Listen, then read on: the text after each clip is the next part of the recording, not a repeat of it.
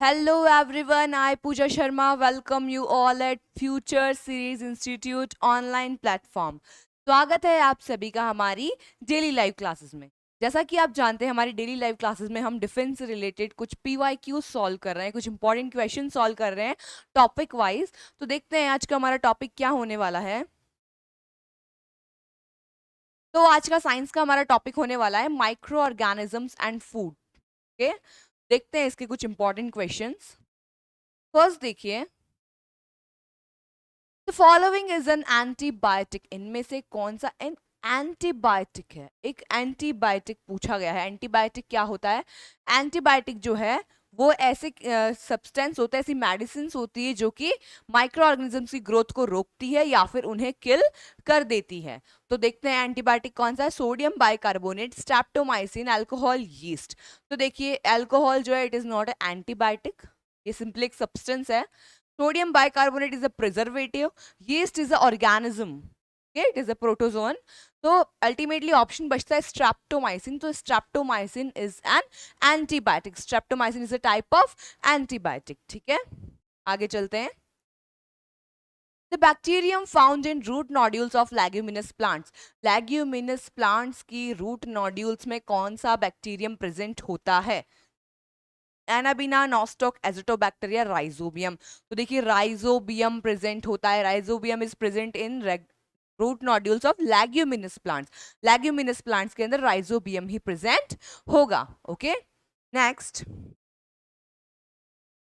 The simplest unicellular organism having rigid cell wall like plant cell are। देखिए क्या बोल रहा है, सिंपलेस्ट बोल रहा है। Simplest unicellular, simplest unicellular organism having rigid cell wall like plant. जिसके अंदर एक रिजिड सेल वॉल प्रेजेंट है तो वो कौन सा होगा? वायरस, बैक्टीरिया, प्रोटोजोआ या फंजाई? तो इसमें से देखिए होगा वो बैक्टीरिया। बैक्टीरिया एक सिंपलेस्ट यूनिसेलुलर ऑर्गेनिज्म है। सिंपलेस्ट यूनिसेलुलर ऑर्गेनिज्म भी ध्यान रखना है हमें, क्योंकि सेल वॉल तो फंजाई में भी होती है। सेल वॉल तो फंजाई में भी होती है, बट ये हमारा ऑप्शन नहीं होगा क्योंकि सिंपलेस्ट यूनिसेलुलर ऑर्गेनिज्म आपसे पूछा है जो कि क्या होता है? बैक्टीरिया होता है और इसके अंदर एक रिजिड सेल वॉल प्रेजेंट होती है, that like of a plant. Okay, so correct option is bacteria. आगे चलते हैं। The organisms that can be stored as crystals are। कौन से ऑर्गेनिज्म को एज क्रिस्टल्स स्टोर किया जाता है, क्रिस्टल की फॉर्म में स्टोर कर लिया जाता है? तो देखिए वायरसेस जो होते हैं, वायरसेस को क्रिस्टल की फॉर्म के अंदर स्टोर किया जाता है। वायरसेस का क्रिस्टलाइजेशन किया जा सकता है। ठीक है, आगे चलते हैं। The process of conversion of sugar into alcohol. देखिए शुगर से अल्कोहल बनाना ये काम करती है यीस्ट। यीस्ट क्या करती है? शुगर को अल्कोहल में चेंज कर देती है और इस प्रोसेस को हम फर्मेंटेशन कहते हैं। क्या कहते हैं? फर्मेंटेशन कहते हैं। So correct option is C, fermentation. ठीक है, आगे चलते हैं। The organisms which do not have chlorophyll and are mostly heterotrophs are। वो organisms जिनके अंदर क्लोरोफिल नहीं होता है और वो heterotrophs होते हैं, तो वो कौन से हैं? बैक्टीरिया, एल्गी, वायरस या फंजाई? तो देखिए इसके अंदर आपसे पूछा गया क्लोरोफिल नहीं होते हैं और ज्यादातर heterotrophs होते हैं, तो वो होते हैं फंजाई। ओके, फंजाई इसका करेक्ट ऑप्शन होगा। अब देखो ऑर्गेनिजम्स पूछा है तो ऑर्गेनिजम्स जो है वायरसेस तो हो नहीं सकते, वायरसेस ऑर्गेनिजम्स नहीं है। ठीक है, they are the link between living and non living, so they are not organisms, इसलिए ये ऑप्शन नहीं होगा। एल्गी एंड बैक्टीरिया, तो एल्गी एंड बैक्टीरिया में कुछ होते हैं जिनके अंदर क्लोरोफिल प्रेजेंट होता है, बट फंजाई एक हेट्रोट्रॉप है, इसके अंदर कोई भी क्लोरोफिल प्रेजेंट नहीं होता है। So correct option is fungi. आगे चलते हैं। Cholera is an infectious digestive disorder in which patients have loose motions and vomiting. It is caused by। किसकी बात कर रहा है? कॉलेरा की बात कर रहा है। Cholera is infectious digestive disorder. जैसा कि हम जानते हैं ये डाइजेस्टिव सिस्टम के साथ में क्या करता है? प्रॉब्लम्स क्रिएट कर देता है। In which patients have loose motions and vomiting, जिससे कि जो पेशेंट है उसे लूज मोशंस और वॉमिटिंग जैसी प्रॉब्लम्स हो सकती हैं। ये कौन कॉज करता है? It is caused by which organism? कौन सा ऑर्गेनिज्म इसे कॉज कर रहा है? तो देखिए कॉलेरा जो है ये विब्रियो कॉलेरी जो है, ठीक है, विब्रियो विब्रियो कॉलेरी नाम का एक बैक्टीरिया इसे कॉज करता है। तो simply vibrio cholerae is a bacteria, तो bacteria is the correct option. ठीक है, आगे चलते हैं। Jams are preserved by, jams को किस मेथड से प्रिजर्व किया जाता है? अब जैम्स होते क्या, मीठे होते हैं, तो कौन प्रिजर्व करेगा? शुगर, तो शुगर से उन्हें प्रिजर्व किया जाता है।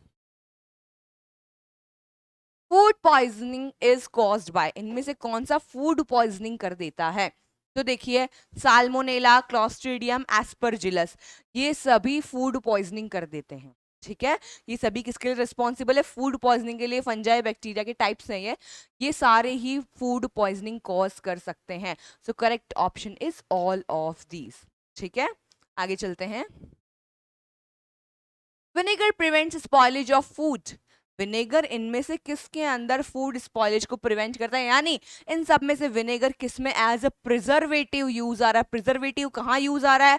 जैम्स, जेलीज, पिकल्स या नन ऑफ दिस। तो देखिए, जैम्स एंड जेलीज हमें पता है मीठी होती हैं, तो वहां पे शुगर यूज होंगी। एंड पिकल्स जो है वो खट्टे होते हैं, और विनेगर भी क्या है? एसिड है, और एसिड कैसे होते हैं? सौर होते हैं, खट्टे होते हैं, इसीलिए पिकल्स के अंदर विनेगर का यूज किया जाता है। ठीक है, नेक्स्ट देखते हैं।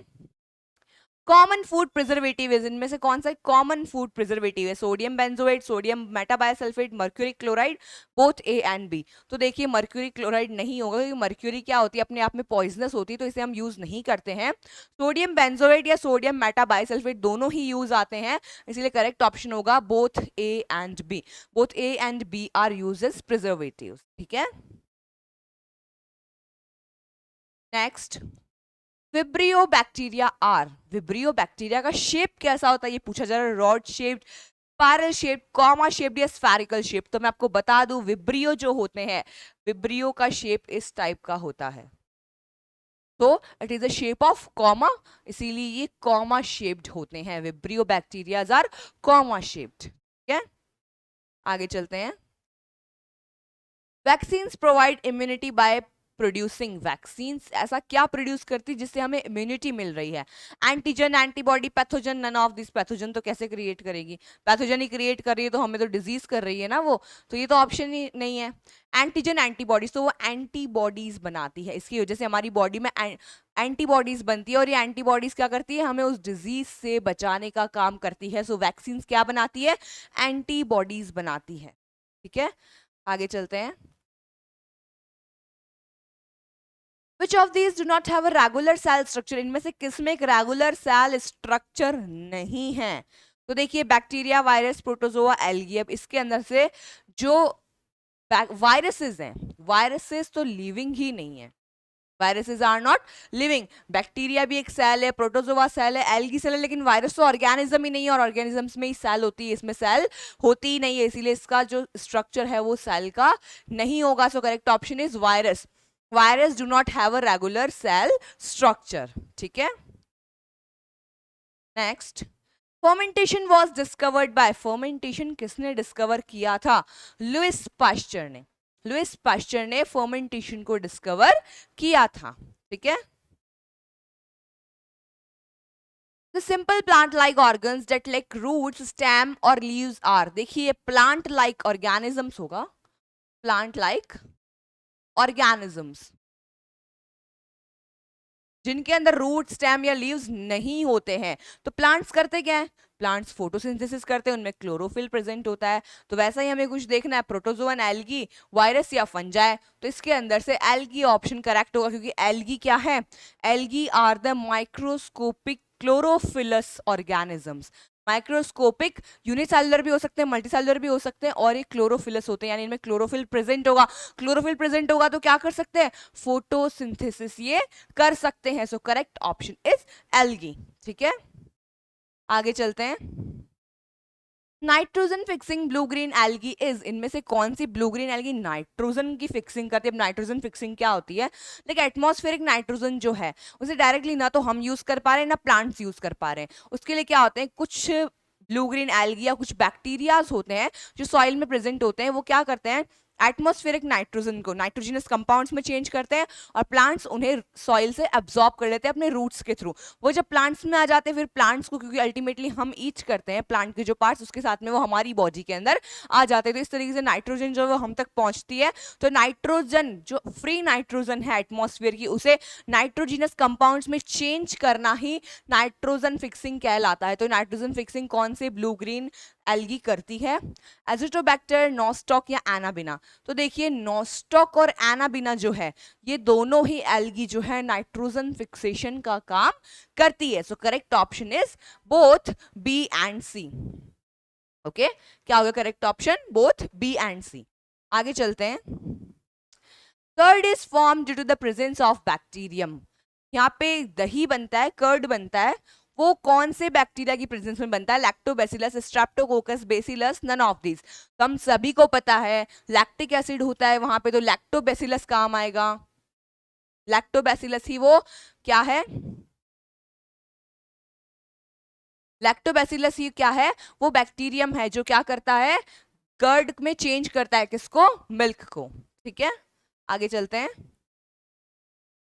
Common salt is use to preserve. Common salt इनमें से किसे प्रिजर्व करने में यूज आता है? Meat, fish, tamarind, all of the above.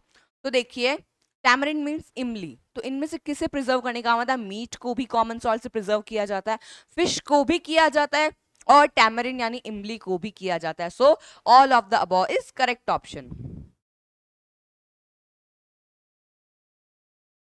Next, which of the following is a viral disease. इनमें से कौन सी एक वायरल डिजीज है जो वायरस कॉज करते हैं? तो देखिए टाइफाइड, ट्यूबरकुलोसिस एंड लेप्रोसी तीनों ही बैक्टीरियल डिजीज है। तीनों ही बैक्टीरियल डिजीज है। तो बची कौन सी? पोलियो। सो करेक्ट ऑप्शन क्या होगा हमारा? पोलियो। पोलियो क्या है? Polio is a viral disease. ठीक है, आगे चलते हैं। Pasteurisation was discovered bye. Pasteurisation किसने डिस्कवर किया था? तो साइंटिस्ट के नेम पे ही रखा गया है पाश्चराइजेशन। लुइस पैस्चर का नाम है। लुइस पैस्चर ने क्या किया था? पाश्चराइजेशन को डिस्कवर किया था और अपने ही नाम पे इस प्रोसेस का नाम उसने दे दिया। और इस प्रोसेस के अंदर क्या किया जाता है? स्पेशली मिल्क के साथ किया जाता है। उसे पहले हाई टेम्परेचर पे बॉईल किया जाता है, देन उसे धीरे धीरे कूल किया जाता है। इससे क्या होता है? उसके अंदर की जो बैक्टीरिया है वो किल होते हैं और उसे लंबे टाइम तक प्रिजर्व करके रखा जा सकता है। ठीक है, आगे चलते हैं। Spoiling of food is a. Food की स्पॉइलिंग कौन सा चेंज है? Physical, chemical, both A and B, या नन ऑफ दिस। तो देखिए ये केमिकल चेंज होता है क्योंकि इसमें टेस्ट, स्मेल, ऑर्डर जो होता है किसका?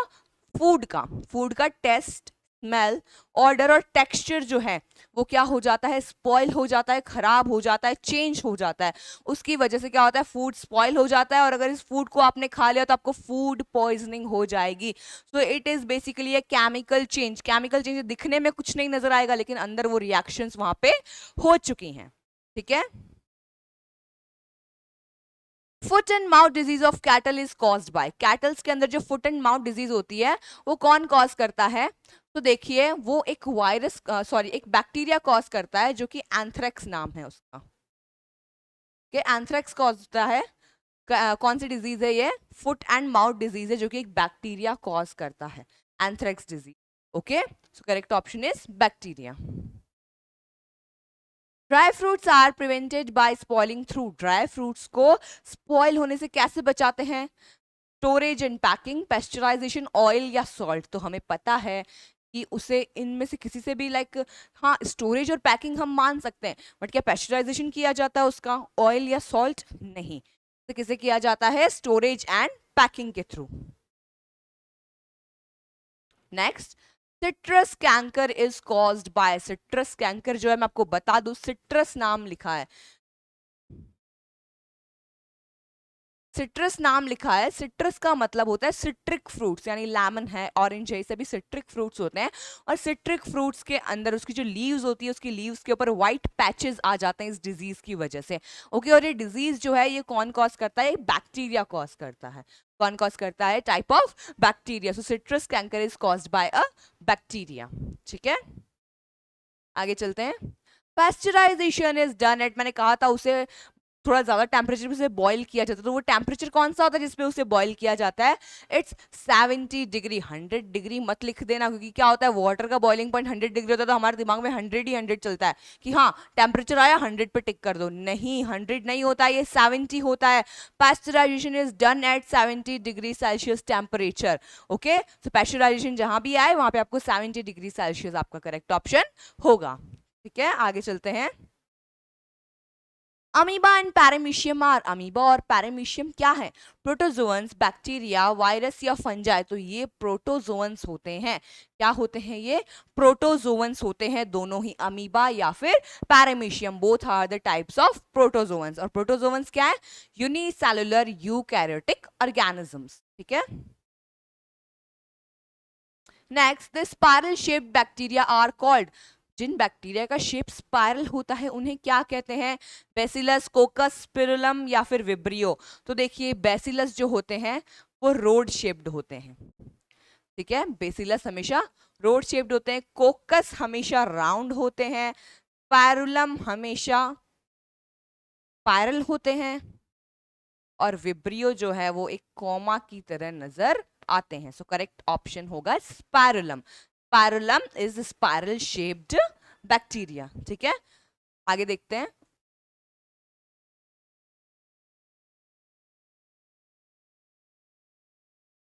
Microbe that increase soil fertility is, एक माइक्रोब जो सॉइल फर्टिलिटी को इंक्रीज करता है वो कौन सा है? राइजोबियम, लैक्टोबैसिलस, यीस्ट या स्ट्रेप्टोकोकस। तो देखिए सॉइल फर्टिलिटी को इंक्रीज करने के पीछे किसका काम होता है? लैक्टोबैसिलस का, sorry,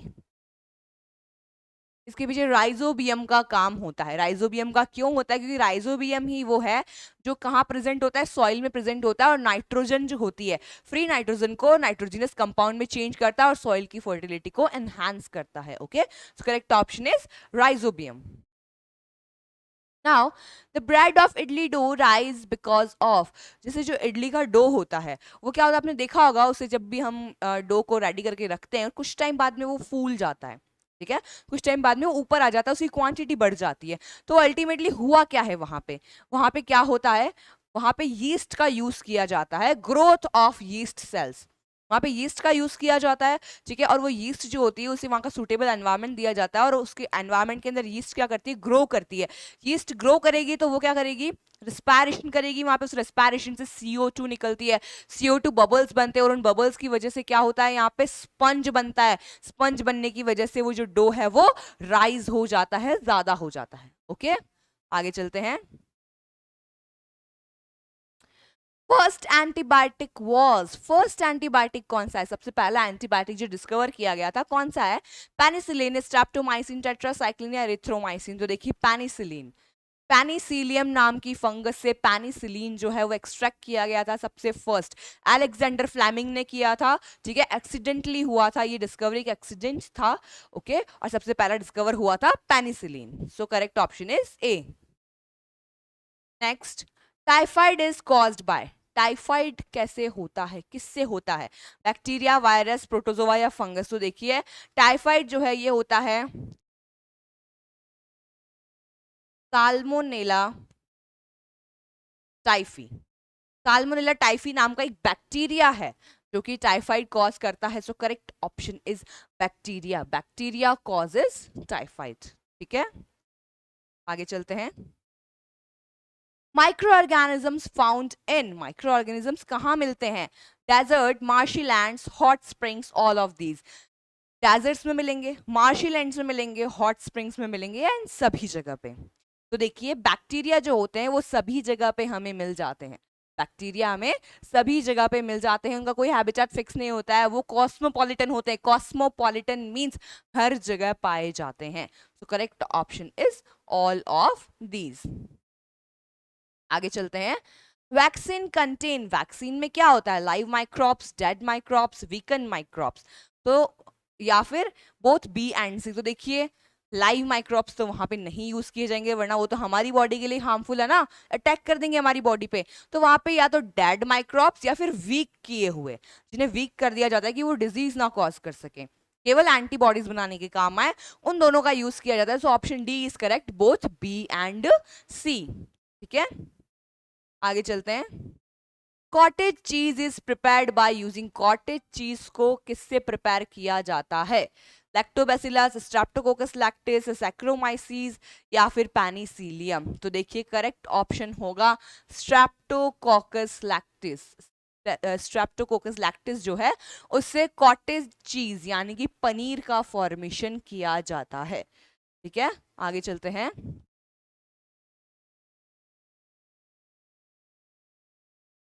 name the living organism which we can not seen by naked eye. वो कौन से ऑर्गेनिज्म है जिन्हें हम नेकेड आइज से नहीं देख सकते, खुली आंखों से नहीं देख सकते, उसके लिए हमें माइक्रोस्कोप की जरूरत पड़ेगी। कौन से हैं वो? माइक्रो ऑर्गेनिजम्स कहते हैं उन्हें, micro organisms is the correct option. Micro organisms वो लिविंग ऑर्गेनिज्म है जिन्हें हम नेकेड आइज से नहीं देख सकते, माइक्रोस्कोप की नीड हमें होती है। ठीक है, आगे चलते हैं। Name the single celled microorganism which found in glacier to desert and hot spring। Single celled micro organism बोला है, ध्यान से देखिएगा। सिंगल सेल्ड माइक्रो ऑर्गेनिजम्स है जो ग्लेशियर से डेजर्ट या फिर हॉट स्प्रिंग्स हर जगह पर पाए जाते हैं। यानी कि ग्लेशियर, माइनस टेम्परेचर, डेजर्ट में ज्यादा टेम्परेचर और हॉट स्प्रिंग में बहुत ज्यादा हाई टेम्परेचर होता है, तो इन सारी जगहों पे पाए जाते हैं। और सिंगल सेल्ड होते हैं वो कौन से हैं? They are bacterias. Bacterias are cosmopolitan. Bacteria हर जगह पे पाए जाते हैं, दे आर कॉस्मोपॉलिटन। हर हैबिटाट में आपको बैक्टीरिया मिल जाएंगे, कोई सा भी हैबिटाट हो, हॉट हो, कोल्ड हो या फिर वाटर हो, कैसा भी हैबिटाट हो, हर जगह पे आपको बैक्टीरिया देखने को मिल जाते हैं। ठीक है, आगे चलते हैं। Name the multicellular heterotrophic micro organisms which found in colonies. Multicellular है, हेटेरोट्रॉपिक है और कॉलोनीज में पाए जाते हैं। तो देखिए, मल्टीसेलुलर एल्गी हो सकती है बट एल्गी हेटेरोट्रॉपिक नहीं होती है, काट दो। वायरस, वायरस देखो मल्टीसेलुलर नहीं होते हैं। बैक्टीरिया मल्टीसेलुलर नहीं होते, बचा फंजाई। फंजाई क्या है? मल्टीसेलुलर भी है और हेटेरोट्रॉपिक भी है। ओके, और कॉलोनीज में ये पाई जाती है, तो correct option is fungi. Next, name the unicellular और multicellular micro organisms which is found in water. Unicellular या मल्टीसेलुलर माइक्रो ऑर्गेनिजम्स जो कि पानी में पाया जाता है। यूनि भी हो सकता है, मल्टी भी हो सकता है। ऑप्शन है एल्गी। एल्गी जो है सिंपल प्लांट होते हैं, जिन्हें हम सिंपल प्लांट भी कहते हैं, क्योंकि क्या होते हैं? क्लोरोफिलस होते हैं, फोटोसिंथेसिस करते हैं और ये हमेशा पानी में ही पाए जाते हैं या फिर मॉइस्ट प्लेसेस पे ये पाए जाते हैं। So algae is the correct option. Name the unicellular और मल्टीसेलुलर ऑटोट्रॉफिक माइक्रो ऑर्गेनिज्म। अब देखो क्या है, यूनिसेलुलर या मल्टीसेलुलर ऑटोट्रॉपिक माइक्रो ऑर्गेनिज्म। तो ऑटोट्रॉपिक इनमें से खाली एक ही है, ये algae. Correct option is algae simply. Next, name the microorganisms which require host cells to reproduce and complete their life cycle। वो कौन से microorganisms हैं जो कि होस्ट सेल की उन्हें जरूरत होती है रिप्रोडक्शन के लिए और अपनी लाइफ साइकिल को कंप्लीट करने के लिए। बिना होस्ट सेल के उनका कोई अस्तित्व नहीं होता, उनकी कोई एग्जिस्टेंस नहीं होती है। एल्गी, वायरस, बैक्टीरिया या फंजाई, तो हमें पता है viruses. Viruses are the link between living and non living. Living और नॉन लिविंग के बीच का लिंक होते हैं वायरसेस, और ये क्या किसी भी होस्ट बॉडी के अंदर जब एंटर करते हैं तभी रिप्रोड्यूस हो सकते हैं, अपनी लाइफ साइकिल को कंप्लीट कर सकते हैं, अदरवाइज इनका कोई एग्जिस्टेंस नहीं होता है। ये नॉर्मली एक डेड फॉर्म में या फिर नॉन लिविंग फॉर्म में ही एनवायरमेंट में रहते हैं। So correct option is virus. Lactobacillus is an example of. Lactobacillus क्या? Lactobacillus is an bacteria. अभी हमने पहले भी पढ़ा था, ऐसा कौन सा बैक्टीरिया है जो मिल्क को कर्ड में चेंज करता है? लैक्टोबैसिलस। तो लैक्टोबैसिलस क्या है? एक बैक्टीरिया है। Penicillium and aspergillus are example of. आपसे पूछा है एस्परजिलस और पेनिसिलियम कौन से टाइप के ऑर्गेनिज्म के एग्जांपल है? एल्गी, वायरस, बैक्टीरिया या फंजाई। तो ये फंजाई के टाइप्स होते हैं। मैंने आपको बताया था पेनिसिलियम से पेनिसिलिन मिली। पेनिसिलियम इज अ फंजाई, जिसे पेनिसिलिन एंटीबायोटिक सबसे पहले मिली थी, अलेक्जेंडर फ्लेमिंग को मिली थी। तो ये क्या है? पेनिसिलिन और एस्परजिलस दोनों ही फंजाई के टाइप्स हैं। They are the type of fungi. ठीक है, amoeba and paramecium are example of. Amoeba और पैरामीशियम क्या होते हैं? अमीबा और पैरामीशियम क्या है? अमीबा और पैरामीशियम प्रोटोजोअन के टाइप्स हैं। They are protozoans. यही क्वेश्चन रिपीट हुआ है।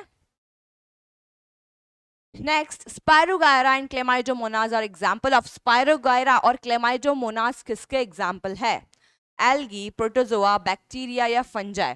तो देखिए किसके हैं एग्जांपल? एल्गी के एग्जांपल हैं। किसके हैं? एल्गी के। स्पायरोगायरा और क्लेमाइडोमोनास दोनों ही एल्गी के एग्जांपल होते हैं। ठीक है, आगे चलते हैं।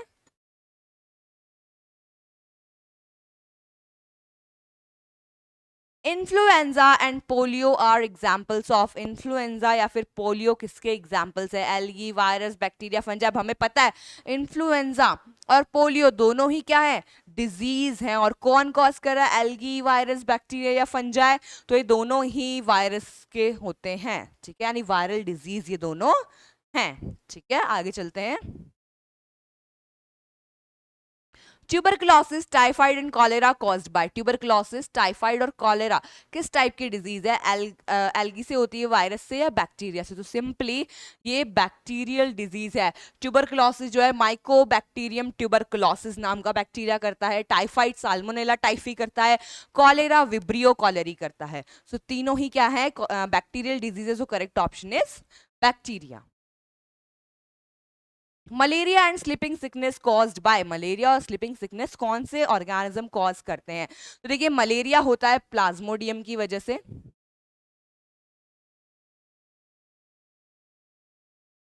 ठीक है, और स्लीपिंग सिकनेस होता है ट्रिपैनोसोमा की वजह से। Okay, malaria Plasmodium and sleeping sickness Trypanosoma की वजह से। और ये दोनों ही प्रोटोजोअन्स हैं। दोनों ही क्या है? प्रोटोजोअन्स है। So correct option is protozoa. Name the process in which milk treated with mild heat. Name the process in which milk treated with mild heat to remove pathogens. वो कौन सी प्रोसेस है जिसमें कि जो मिल्क है उसे treat किया जाता है हीट से टू रिमूव पैथोजेंस को रिमूव करने के लिए? तो देखिए क्या होता है? Pasteurisation, assimilation, both of these या नन ऑफ दीज? तो पेस्चराइजेशन ही वो प्रोसेस है जिसमें क्या किया जाता है? मिल्क को पहले हीट किया जाएगा एंड देन उसे कूल किया जाता है, जिससे क्या होता है? वो जो है वो प्रिजर्व किया जा सकता है। ठीक है, तो करेक्ट ऑप्शन इज पेस्चराइजेशन। आगे चलते हैं। Name the process in which nitrogen in earth atmosphere converted into ammonia. वो कौन सी प्रोसेस है जिससे कि जो अर्थ के एटमॉस्फेयर यानी एटमॉस्फेरिक नाइट्रोजन जो है उसे नाइट्रोजनस कंपाउंड में अमोनिया के अंदर कन्वर्ट किया जाता है? ठीक है, अमोनिया के अंदर कन्वर्ट किया जाता है। नाइट्रोजनस कंपाउंड का नाम है अमोनिया, उसमें कन्वर्ट किया जाता है। तो वो कौन सा प्रोसेस है? It is nitrogen fixation. सबसे पहले ही मैंने बताया था नाइट्रोजन फिक्सेशन क्या होता है। ठीक है, नाइट्रोजन फिक्सेशन यही है कि एटमॉस्फेरिक नाइट्रोजन को नाइट्रोजन के कंपाउंड्स में यानी अमोनिया में चेंज कर दिया जाता है। तो इसे क्या कहते हैं? नाइट्रोजन फिक्सेशन कहते हैं। Name the substance that added products to prevent from microbial growth. वो कौन से सब्सटेंस है जो कि ऐड किए जाते प्रोडक्ट्स में जिससे कि उनके अंदर माइक्रोबायल ग्रोथ ना हो, यानी उसे स्पॉइल होने से बचाने के लिए कौन से यहाँ पे प्रोडक्ट्स, कौन सी चीजें उसमें ऐड की जाती है? उन्हें क्या कहते हैं? डायजोट्रॉप, पैथोजन, पेस्चराइजेशन या फिर प्रिजर्वेटिव्स? उन्हें प्रिजर्वेटिव्स कहा जाता है।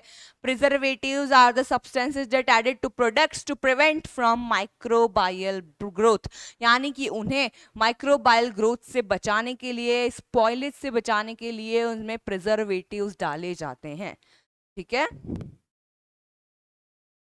Name the micro organism that fixes nitrogen. उस माइक्रो ऑर्गेनिज्म का नाम बताइए जो कि नाइट्रोजन को फिक्स करता है। कौन से हैं? डायएजोट्रॉप्स, पैथोजन, पेस्चराइजेशन या प्रिजर्वेटिव्स? तो इनमें से देखिए डायएजोट्रॉप्स करेक्ट ऑप्शन होगा। यहाँ जहां पे भी आपको एजो वर्ड नजर आता है ना, azo word is related to nitrogen. Azo word हमेशा नाइट्रोजन से रिलेटेड होता है। कहीं पे भी आप देखेंगे azo, it is related to nitrogen. तो डायएजोट्रॉप्स ही वो ऑर्गेनिज्म है that fixes nitrogen. So correct option is A, diazotrophs. Name the preservatives used in jams and jellies. उन प्रिजर्वेटिव्स का नाम बताइए जो जैम्स एंड जेलीज में यूज किए जाते हैं।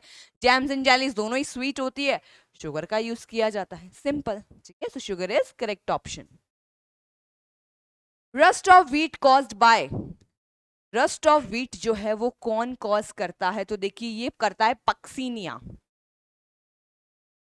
पक्सीनिया नाम की एक फंगस है जो कि इसे कॉज करती है। So it is caused bye fungi. Okay, rust of wheat caused by fungi in wheat. ठीक है, आगे चलते हैं। Vaccine for small pox was discovered bye. Small pox के लिए वैक्सीन किसने डिस्कवर्ड की थी? तो देखिए ये हम पहले भी पढ़ चुके हैं, एडवर्ड जेनर ने किया था इसे। ओके, किसने किया था? एडवर्ड जेनर ने सबसे पहले वैक्सीन फॉर स्मॉल पॉक्स को डिस्कवर किया था. Okay, now the process of conversion of sugar into alcohol is called. वो प्रोसेस जिससे कि शुगर को अल्कोहल में कन्वर्ट किया जाता है, मैं बता चुकी हूं आपको. फर्मेंटेशन उसे कहते हैं. ठीक है. A person suffering from dash should always cover his mouth and nose with a handkerchief while sneezing. एक person जो किससे सफर कर रहा है कि उसे हमेशा एक हैंडकरचिफ यूज करनी चाहिए वाइल स्नीजिंग, तो वो कॉमन कोल्ड है. कॉमन कोल्ड क्या वायरल डिजीज है जो कि एक इन्फेक्शियस डिजीज है, कम्युनिकेबल डिजीज है और ये एक दूसरे तक फैलती है, इसलिए हैंडकरचिफ का यूज मस्ट होता है. Naphthalene balls used to repel moth and insect are derived from. Naphthalene balls जो कि moth और insects, यानी आपने देखा होगा छोटी छोटी white balls होती हैं, हाँ, जिन्हें हम कपूर की गोलियां कहते हैं, उन्हें यूज किया जाता है, क्लोथ्स के बीच में रखा जाता है ताकि वहाँ पे इंसेक्ट्स या फिर moth जो है वो ना पैदा हो सके, उनकी ग्रोथ ना हो सके. तो वो किससे बनती है नैफ्थलीन बॉल्स? वो बनती है कोल तार से. ओके, किससे बनती है? कोल तार. कोल तार से ही नैफ्थलीन बॉल्स को बनाया जाता है. ठीक है. Malarial parasite is carried by. Malarial parasite कौन कैरी करता है? Culex mosquito, male anopheles mosquito, female anopheles mosquito या एडीज मॉस्किटो? तो female anopheles. Female anopheles is correct option. Female anopheles जो है, फीमेल एनोफिलिस ही क्या करती है? मलेरियल पैरासाइट को कैरी करने का काम करती है. ठीक है. Rhizobium bacteria. राइजोबियम बैक्टीरिया किसमें हेल्प करता है? Help in digestion, help in nitrogen fixation, cause disease या ऑल ऑफ द अबव? किसमें काम आता है ये? Help in nitrogen fixation. Nitrogen fixation का काम ये करता है. ये क्वेश्चन 3 से 4 बार आ चुका है हमारे पास में. Hepatitis B is cause due to. Hepatitis B किसकी वजह से होता है? Hepatitis B is a viral disease. Virus की वजह से हेपेटाइटिस बी हो जाता है. ओके. फर्स्ट है फंजाई एंड सेकंड है बैक्टीरिया. आपको दे रखा है कि फर्स्ट हम फंजाई को कह रहे हैं, सेकंड हम बैक्टीरिया को कह रहे हैं. Consider the following statement and find the correct one. इनमें से आपको स्टेटमेंट करेक्ट देखना है और एक मतलब इन सारे स्टेटमेंट को आपको देख के करेक्ट वाला बताना है. Second are small prokaryotes while one are large cell eukaryotes with defined mitochondria and other organelles. Second has a unsexual reproduction through conjugation and transformation, but first through genetic recombination. C. Second has a sexual reproduction through conjugation and transformation, but one through genetic recombination. या all of the above. All of the above नहीं होगा.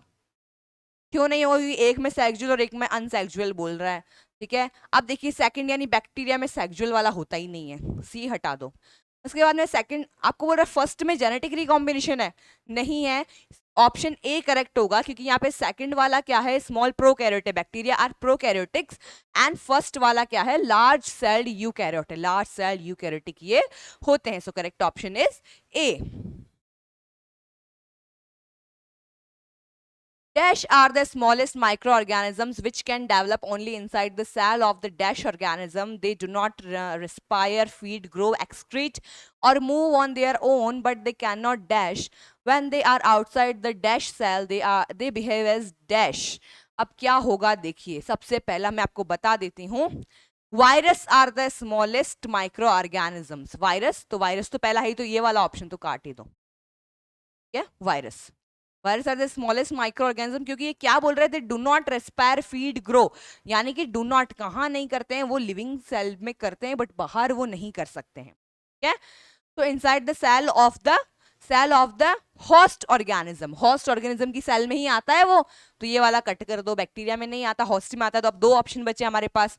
Then देखो, they do not respire, feed, grow, excrete or move on their own, but they cannot reproduce. वो reproduce भी नहीं करते. तो यहीं पे हमारा ऑप्शन डी करेक्ट हो जाता है. फिर भी देख लो, reproduce outside the cell. ठीक है ना. वो outside the cell reproduce नहीं करते हैं. when they are outside the cell, outside the which cell? outside the living cell. outside the living cell. okay, they behave as non living. Outside the living cell वो कैसे behave करते हैं? As non living. So correct option is D. Virus are the smallest micro organisms which can develop only inside the cell of the host organism. They do not respire, feed, grow, excrete or move on their own, but they cannot reproduce. When they are outside the living cell, they behave as non-living. So correct option is D. ठीक है. तो ये आज का ये वाला topic भी हमारा कंप्लीट हो चुका है, micro organisms and food. Okay, next video में मिलते हैं कुछ और टॉपिक्स के साथ में, उसके काफ़ी सारे इंपॉर्टेंट और PYQs क्वेश्चंस लेके. तब तक के लिए बने रहिए हमारे साथ, पढ़ते रहिए. जय हिंद.